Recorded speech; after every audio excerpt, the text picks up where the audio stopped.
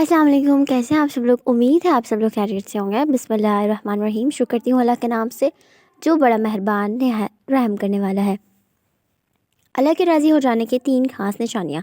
جب یہ 3 خاص نشانیاں ظاہر ہوں تو سمجھ جانا تمہارے لیے کن فیکون لکھا جا چکا ہے۔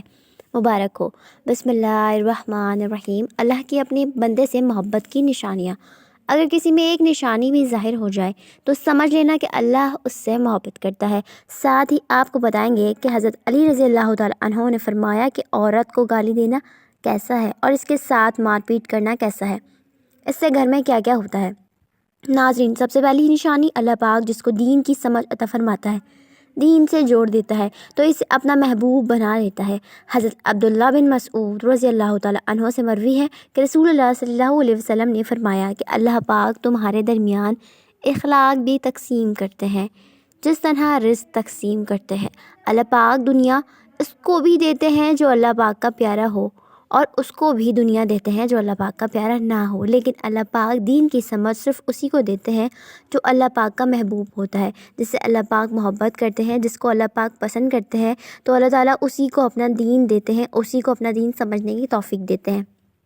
عبادت کی محبت، قرآن کی محبت، اللہ پاک کی محبت، اللہ کے ذکر سے محبت، رسول اللہ صلی اللہ علیہ وسلم پر درود سلام بھیجنے کا شوق اور تڑپ، یہ وہ چیز ہے جو اس بات کی نشانی ہے کہ اللہ نے اسے بہت پیارا بنا لیا ہے۔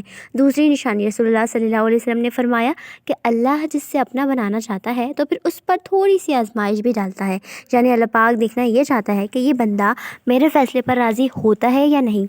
جو راضی ہو جائے اللہ پاک اسے دنیا میں بھی راضی کر لیتا ہے اور آخرت میں بھی راضی کر لیتا ہے، اور جو اس وقت بوکھلاہٹ کا شکار ہو جائے کہ یہ میرے ساتھ کیا ہو گیا، میں تو نماز بھی پڑھتا ہوں، قرآن بھی پڑھتا ہوں، پھر مجھے یہ بخار کیوں آ گیا، میرے ساتھ اتنے مشکل مسائل کیوں پیش آئے، میرے ساتھ ایسا کیوں ہو گیا، میں تو دین کار بندہ ہوں، پھر مجھے کیوں فکر ہو رہی ہے، تو ایسا نہیں سوچنا چاہیے۔ حضرت بلال حبشی رضی اللہ تعالیٰ عنہ سے ایک روایت ہے کہ ان سے کسی نے پوچھا کہ آپ بڑی توحید کی باتیں کرتے ہیں تو آپ کو اتنی بری طرح مار کیوں پڑی؟ تو آپ رضی اللہ تعالیٰ عنہ نے فرمایا، تم بھی تو بازار جا کر برتن خریدنے سے پہلے اسے بجا کر دیکھتے ہو کہ مٹی صحیح طرح سے لگی ہے یا نہیں۔ بس اللہ نے بھی مجھے آزمایا تھا۔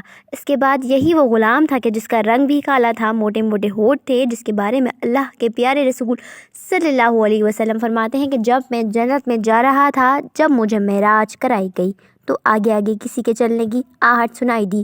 میں نے حضرت جبرائیل علیہ السلام سے پوچھا کہ یہ کون ہے جو میرے آگے چل رہا ہے؟ جواب ملا کہ یہ بلال حبشی رضی اللہ تعالیٰ عنہ ہیں جو آپ کے آگے چل رہے ہیں۔ حضور پاک صلی اللہ علیہ وسلم جب واپس آ گئے تو حضرت بلال رضی اللہ تعالیٰ عنہ سے پوچھا کہ تم کون سا عمل کرتے ہو؟ تو حضرت بلال حبشی رضی اللہ تعالیٰ عنہ نے فرمایا کہ آپ نے ہی تو فرمایا تھا کہ ہر وقت باوضو رہنا، تو میں ہر وقت باوضو کی حالت میں رہتا ہوں، اور جب بھی بے وضو ہوتا ہوں تو اسی وقت نیا وضو کر لیتا ہوں، اور جب وضو کرتا ہوں تو تب 2 رکعت نماز بھی پڑھ لیتا ہوں۔ چلتے زمین پر ہیں اور قدموں کی آہٹ جنت میں سنائی دیتی، اللہ اکبر۔ تو آزمائش اللہ پاک کی محبت کی دوسری نشانی ہے۔ اگر آپ کو اللہ پاک آزمائش سے گزارا ہے تو آپ ہرگز پریشان مت ہو، بلکہ آپ شکر ادا کریں کہ اللہ تعالیٰ نے آپ کو اس کے قابل سمجھا۔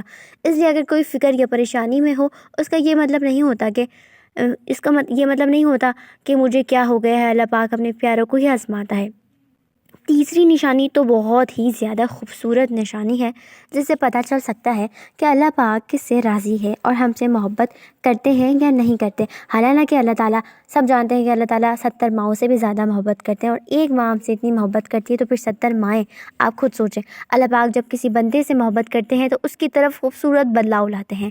حدیث میں آتا ہے جب اللہ پاک کسی سے محبت کرتے ہیں تو اللہ پاک حضرت جبرائیل علیہ السلام کو فرماتے ہیں، اس کے بعد آسمانوں میں زلزلہ آ جاتا ہے، سب فرشتے بے ہوش ہو جاتے ہیں، اور پھر جو اللہ کے حکم سے سب ہوش میں آتے ہیں تو سب سے پہلے حضرت جبرائیل علیہ السلام کو اجازت ہوتی ہے، تو حضرت جبرائیل علیہ السلام سوال کرتے ہیں کہ ہمارے رب نے کیا فرمایا ہے، اور اس کے بعد خود ہی کہتے ہیں کہ اللہ نے جو بھی فرمایا ہوگا وہ حق فرمایا ہوگا۔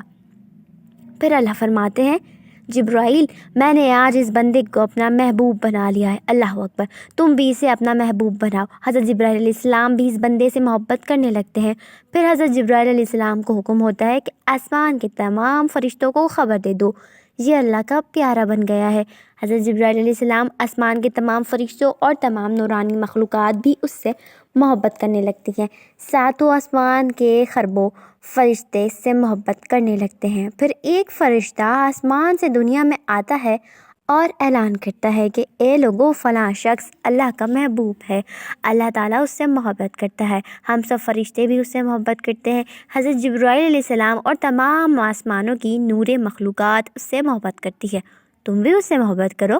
اور پھر دنیا والوں کے دلوں میں اللہ پاک اس بندے کی محبت ڈالتا ہے۔ تو اس لیے دنیا میں 2 کام ضرور کرو جس کو کرنے سے اللہ ہم سے راضی ہو جائے، ہم اپنا محبوب بنا لیں، انشاءاللہ دنیا اور آخرت میں کامیاب ہو جاؤ گے۔ حضرت عبداللہ بن عباس رضی اللہ تعالیٰ عنہ فرماتے ہیں، جب نیکیاں قبول ہو جاتی ہیں نا تو انسان کے جسم میں 5 نشانیاں ظاہر ہوتی ہیں۔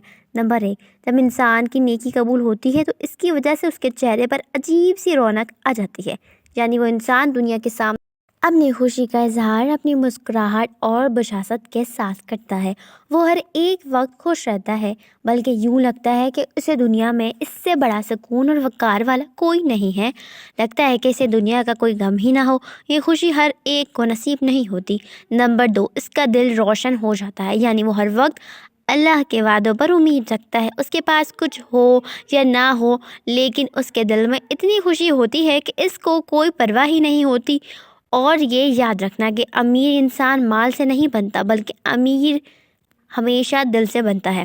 حضرت علی رضی اللہ تعالیٰ عنہ فرماتے ہیں، دولت مٹی کی طرح ہے اور مٹی کو پیر کے نیچے رکھنا چاہیے، اگر سر پر چڑھاؤ گے تو وہ قبر بن جائے گی اور قبر زندہ لوگوں کی نہیں ہوتی۔ نمبر 3، کسی کی نیکیاں قبول ہو جاتی ہیں تو اس کے جسم میں نیکی کی طاقت آ جاتی ہے اور شیطان اسے گمراہ نہیں کر سکتا، شیطان سے بچنے کی قوت اللہ اس کے جسم میں پیدا کر دیتا ہے۔ نمبر 4، وہ اپنے مال و دولت میں فراوانی پیدا کرتا ہے، یعنی اللہ اس کے رزق میں برکت پیدا کرتا ہے، وہ چاہے لوگوں پر کتنا بھی خرچ کرے، ضرورت مندوں کو کتنا بھی بانٹے، اس کی دولت میں کمی نہیں آتی۔ حضرت علی رضی اللہ تعالیٰ عنہ فرماتے ہیں، نصیب کا رزق انسان کو ایسے تلاش کرتا ہے جیسے مرنے والے کو اس کی موت۔ نمبر 5، لوگوں کے دلوں میں اللہ اس کی محبت پیدا کر دیتا ہے، یعنی جب اللہ اپنے بندے سے خوش ہو جاتا ہے تو اس وقت اس کی محبت لوگوں کے دلوں میں پیدا کر دیتا ہے۔ ناظرین، اب ہم آپ کو بتاتے ہیں کہ عورت کی ذمہ داریاں کیا ہیں۔ حضرت علی رضی اللہ تعالیٰ عنہ نے فرمایا، عورت کی سب سے بڑی ذمہ داری کیا ہے؟ حضرت علی رضی اللہ تعالیٰ عنہ کی خدمت میں ایک شخص آیا اور دست ادب کو جوڑ کر عرض کرنے لگا، یا علی، میری بیوی میرے گھر کا کام صحیح نہیں کرتی، نہ میرے کپڑوں کی دیکھ بھال کرتی ہے، نہ گھر کی صفائی ٹھیک طرح سے کرتی ہے، تو کیا میرا ڈانٹنا غصہ کرنا صحیح ہے؟ بس یہ کہنا تھا تو حضرت علی رضی اللہ تعالیٰ عنہ نے فرمایا، اے شخص، کس نے کہا کہ تمہاری بیوی پہ تمہارے گھر کے کام واجب؟ یاد رکھنا، اسلام نے عورت کی عزت کو جتنا زیادہ بلند کیا ہے اتنا کسی مذہب نے نہیں کیا۔ اسلام نے عورت کو بے حد بے پناہ عزت دی ہے۔ میں نے اللہ کے رسول صلی اللہ علیہ وسلم سے سنا ہے کہ عورت کی سب سے بڑی ذمہ داری یہ ہے کہ وہ اولاد کی اچھی پرورش کرے اور وہ اپنی اولاد کا خیال رکھے، لیکن اگر اپنی اولاد کی پرورش کرنے کی اجرت شوہر سے مانگنا چاہے تو وہ بھی مانگ سکتی ہے۔ اور تم گھر کے کام کی بات کر رہے ہو تو خوشی سے گھر کا کام عورت کرتی ہے، گھر کو سنبھالتی ہے، تو یہ اس کی عظمت ہے، یہ اس کا بڑا پن ہے، اس کا شکریہ ادا کیا کرو، اس کا احترام کیا کرو، اس کو عزت دیا کرو، اس کا خیال رکھا کرو۔ میں نے اللہ کے رسول صلی اللہ علیہ وسلم سے سنا ہے کہ جس وقت عورت اپنے گھر کا کام کرتی ہے اس وقت اللہ اپنے فرشتوں کو زمین پر بھیجتے ہیں اور کہتے ہیں کہ جب تک یہ عورت گھر کا کام کر رہی ہے اس کے لیے عبادت لکھتے رہو، اور وہ پورا وقت جو عورت گھر کا کام میں لگاتی ہے وہ اس کی عبادت میں شامل ہو جاتا ہے۔ یہ عورت کی عظمت ہے، یہ وہ مقام ہے جو اسلام نے عورتوں کو دیا کہ وہ تمہارے گھر کو جنت بناتی ہے، تمہارے بچوں کو عظیم انسان بناتی ہے، عظیم تعلیم و تربیت کرتی ہے۔ لیکن اگر کوئی عورت پر ظلم کرے، گھر کے کام کی وجہ سے اسے ٹوکتا روکتا ہو، اس پہ ظلم کرتا ہے، تو روز محشر اللہ اس انسان کو گدھے کی شکل میں اٹھائے گا اور دوزخ کا ایک دروازہ ان لوگوں کے لیے کھولا جائے گا اور یہ کہا جائے گا کہ یہ وہ انسان ہیں جنہوں نے اپنی ہی عورتوں پہ ظلم کیا، ان کو حقیر سمجھا، ان کو غلام سمجھا۔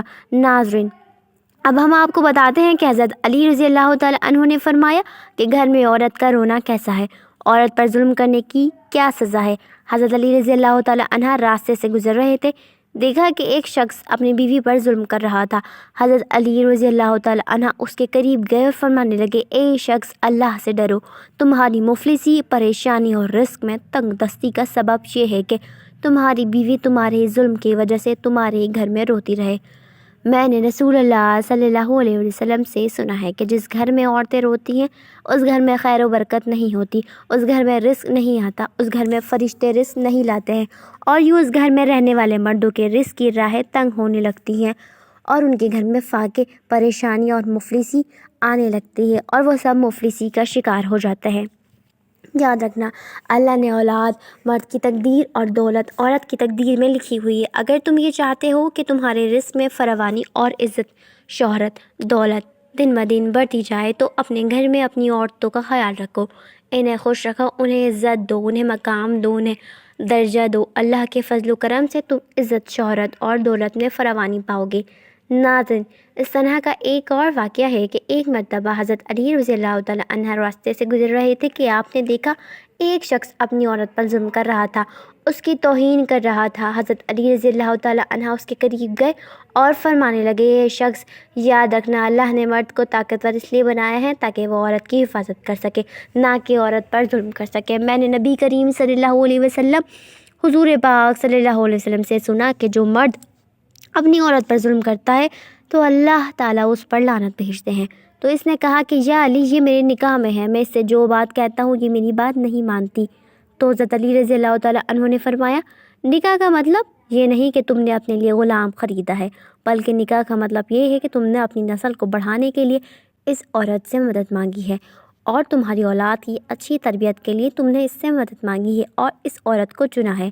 اے شخص، جس سے مدد لی جائے اس کو غلام نہیں سمجھا جاتا، اس کو حقیر یا پھر اس کو فقیر نہیں سمجھا جاتا، اس پر ظلم نہیں کیا جاتا، اور جو تمہاری اولاد کو پروان چڑھائے اسے حقیر نہیں سمجھتے، بلکہ تمہیں تو اس کا شکر گزار ہونا چاہیے۔ یاد رکھنا، عورت پر ظلم کرنے کا مطلب ہے اولاد کی بغاوت۔ آنے والے وقت میں اولاد اس عورت کے جسم سے تمہیں نصیب ہوگی تو اس کے وجود میں تمہارے لیے بغاوت ہی بغاوت ہوگی۔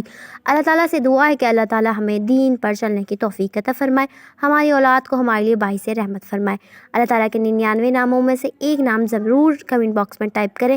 جزاک اللہ خیر، ملتے ہیں نیکسٹ ویڈیو میں، جب تک اپنا خیال رکھیں، اللہ حافظ۔